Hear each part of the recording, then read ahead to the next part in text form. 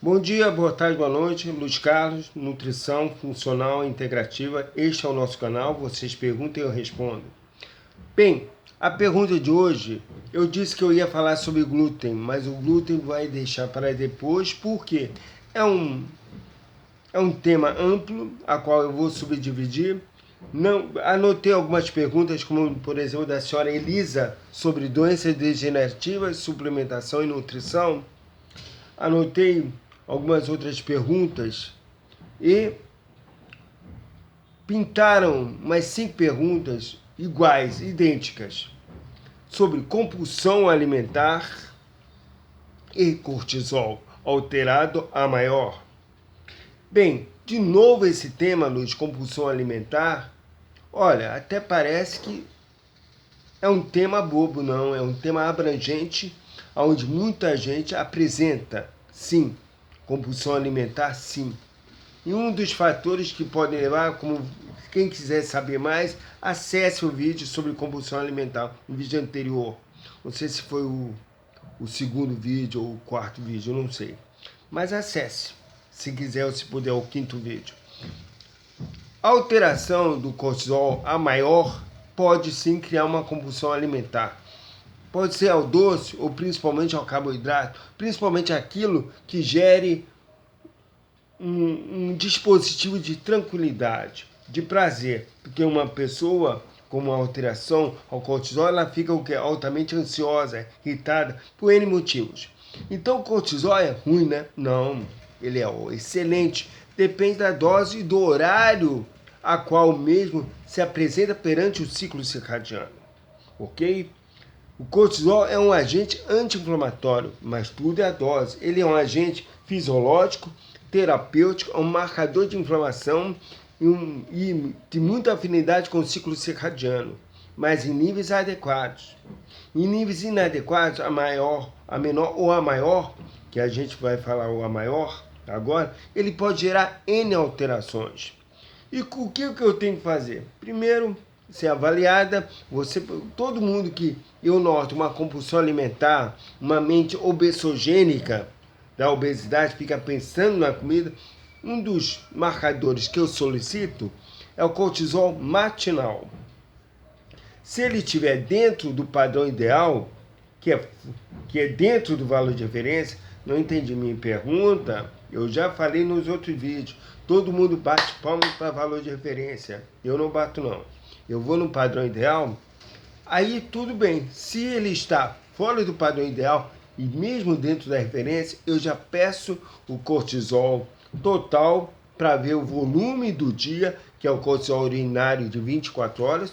E se ele tiver alguma alteração, eu especifico mais e peço cortisol salivar, 3 a 4 a 5 medições por dia, para você ver o nível da curva desse cortisol.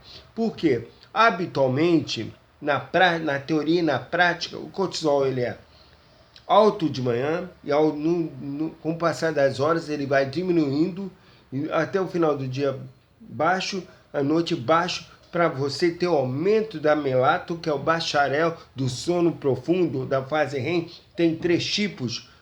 Luiz? Me pergunta, ok? Agora, se esse cortisol está alterado a maior, você começa a ter complicações, como por exemplo, você pode ter, eu anotei, eu sou computador, aumento o risco aumentado de acúmulo de gordura abdominal, principalmente a interna, chamada visceral, aquela gordura que todo mundo chama de central, dando origem ao que é chamada esteatose, que todo mundo acha que é só no fígado, maior risco de resistência insulínica, maior risco de compulsão a alimentar, principalmente ao doce, maior ansiedade, maior irritabilidade, você começa a ter maior risco de insônia. Sabia que tem 6 tipos de insônia? Luiz, o que a nutrição tem a ver com a insônia? Tudo, me pergunta. Você tem maior atividade do sistema nervoso simpático e menor atividade do sistema nervoso parasimpático, ou seja, você é muito glutamatérgica, glutamato, neurotransmissor excitatório, daí a irritabilidade, daí a excitabilidade, daí a ansiedade em excesso, ok? Agora, não adianta apenas falar, olha, eu tenho compulsão alimentar porque o meu cortisol está alto. e está alto em horários inadequados, está contra o meu ciclo circadiano. Lindo, né? Mas por quê? Como eu sempre digo para as pessoas que a gente procura tratar, não adianta eu saber prescrever um programa nutricional se eu não souber determinar com assertividade quais o gatilho ou os gatilhos que produziram esta alteração. E qual seria o gatilho que iriam produzir com que o cortisol aumentasse, Luiz? Inflamações, principalmente no aspecto crônico, estresse crônico, sono inadequados cronicamente, disfunção adrenal, uma disfunção mitocondrial, uma anemia crônica gerando uma disfunção mitocondrial, uma resistência insulínica crônica, uma disbiose crônica, um processo alergênico crônico gerando uma inflamação, ok? Danos hepáticos, danos no eixo hipotalâmico adrenal, hipotálamo, hipófise, tireoide, problema na tireoide com a redução do T3, ok? Problemas na mitocôndria que gera na mitocôndria a produção de cortisol diminuída ou aumentada, problema na testosterona, ou seja, você tem que saber identificar os gatilhos da compulsão alimentar para você sair da maquiagem, para você sair da máscara, para você ter a certeza do porquê o cortisol está alterado a maior e ele, estando assim, cronicamente, continuamente, num processo fluxo daí a cronicidade, ele vai gerar o quê? Ele vai gerar uma compulsão alimentar. Então tá, Luiz. Compulsão alimentar é quando o cortisol está alterado a maior. É também. E pode ser por causa disso também. Vai no vídeo que eu falei sobre compulsão alimentar, compulsão doce, que a senhora Patrícia Adak me perguntou, e depois choveu várias perguntas, eu agradeço a todos, e principalmente a ela, que foi a precursora. Valeu, Paty. Então, aí vocês vão entender que tem várias coisas, ou vários tópicos, ou vários agentes, dispositivos que acarretam uma compulsão alimentar, e não apenas um. Pode ser uma combinação de fatores. Daí a importância do terapeuta, seja ele um médico, um nutrólogo, um nutricionista, chegar e saber determinar, através de uma matriz, de uma teia, os seus fatores de gatilhos que possibilitam aquelas alterações. Então, hoje nós fechamos a compulsão alimentar, seja ela o doce, falando que o cortisol também pode, uma vez quando está alterado a maior, ocasionar uma compulsão alimentar. E citamos os motivos que isso pode ocorrer e o que pode ocorrer com ele alterado por muito tempo. Principalmente um aumento da gordura abdominal coligado a uma resistência insulínica, ou seja, altera muito a via da glicose no seu organismo.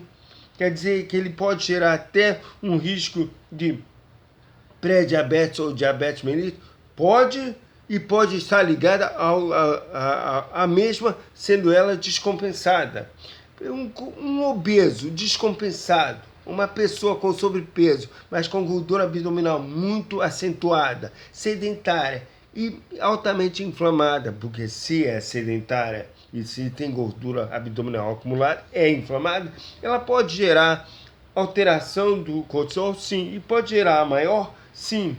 E geralmente por uma disfunção da mitocôndria, sim. Gerando uma disfunção adrenal, sim.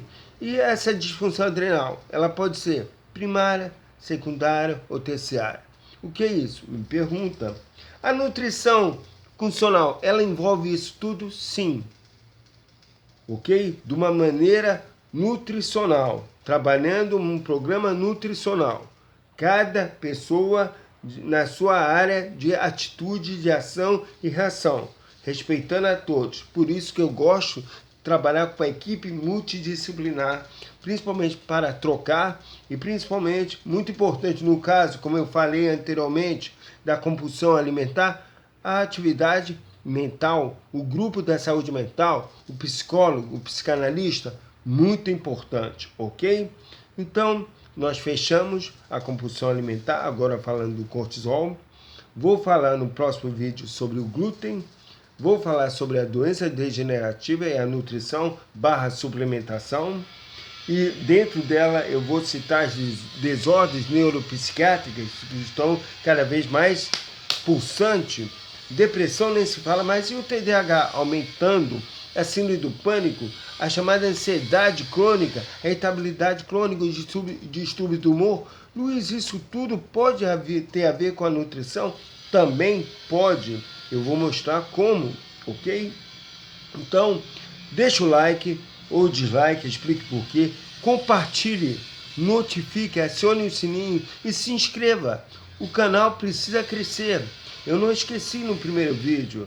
Eu ainda vou começar a postar textos na forma de texto de Microsoft Word para vocês terem. Mas eu preciso que aumente o número de pessoas, ok? Textos sobre obesidade e poluição, higiene do sono, TDAH e nutrição, depressão e nutrição, AIDS, alimentos de glicação avançada, as chamadas PANCs, etc, ok?